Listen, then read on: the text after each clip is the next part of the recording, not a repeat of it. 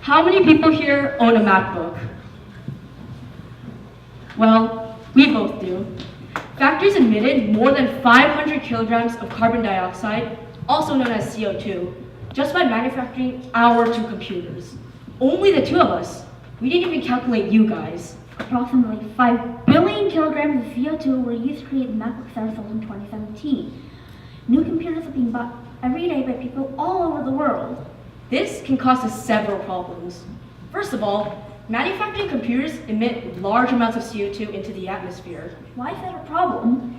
Well, when global gases get emitted into the atmosphere, those gases trap the heat and cause the temperature to rise.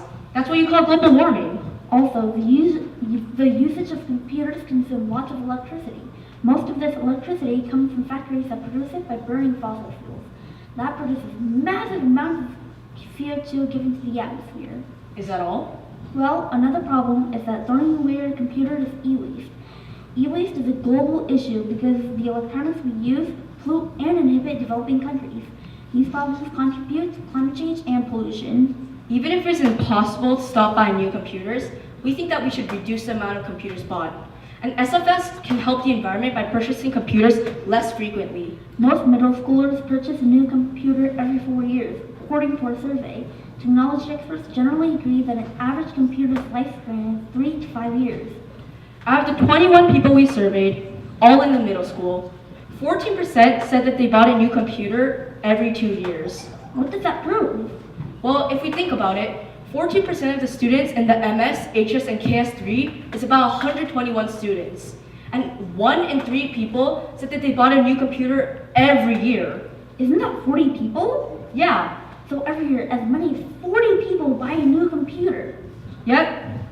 And if we calculate how many people buy a new computer in a 2-year span, it's unbelievably 161 people.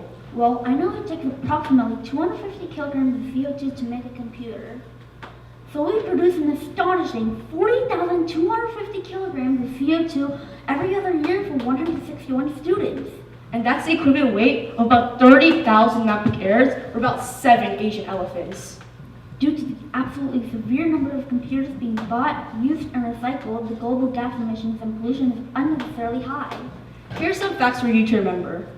It took about 5 billion kilograms of carbon dioxide for Apple to manufacture all the computers sold in 2017.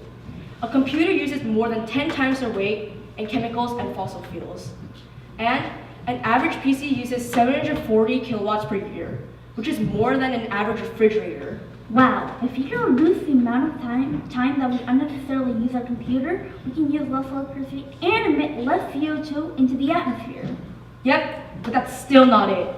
Even the amount of computers we recycle is a problem. Called e-waste, we recycle thousands of millions of computers in certain countries, mostly undeveloped countries. Yeah, it's said that 50 million tons of e-waste was discarded last year. This is a problem because computers contain heavy metals and toxic chemicals that pollute the environment. The heavy metals that you talked about have the ability to cause cancer, kidney damage, brain damage, and more. How can we stop all of these problems? Well, we can stop it by reducing the amount of computers initially bought. Think about how if the amount of computers bought reduced, then the amount of computers manufactured will reduce. So making less computers will mean less CO2 let out into the atmosphere. We won't have to recycle as many computers if we use them for a longer period of time, right? Yeah, less e-waste would help the environment because less heavy metals would be polluted in these certain countries. Wait, that's not it. In order for us to use our computers for a longer period of time, we would have to use our computers less frequently and use our computers when we really need to. By doing that, we will use less electricity, causing less fossil fuels to burn. Yep, nice point. And if everyone does this act, it can lead to a cleaner, balanced, natural world where everyone can be unburdened from the worries of climate change. Wait, do we need statistics to prove that? Fine. So currently in SFS, about 400 computers are bought earlier than the ideal time, which is 5 years. That's about 100,000 kilograms of CO2 emitted every 100,000 kilograms of CO2 emitted to manufacture the computers. Yep, and that's about 5 whale sharks. 5 whale sharks. They're saying that because of buying our computers earlier, we're emitting the same amount of CO2 as 5 whale sharks, the second heaviest animal in the world. Yep. Wow, that really persuades me to buy computers less frequently. Both of us decided to use our computers for a longer period of time. 5 years will be tough, but that will have a big impact. As long as our computers last, we should keep using it. We want everyone to remember that buying a new computer affects the environment in 3 ways. Carbon dioxide emitted from manufacturing, carbon dioxide emitted from burning fossil fuels for usage, and e-waste because of recycling. Literally tons of computers, and if everybody uses their computers for 4 or 5 years, we will reduce our impact on climate change. Wait, I don't want to help the environment. I just want a new and faster computer. But if you think about it, a new MacBook Air costs $1,000, and with that money you can buy an iPhone X. Better save that money.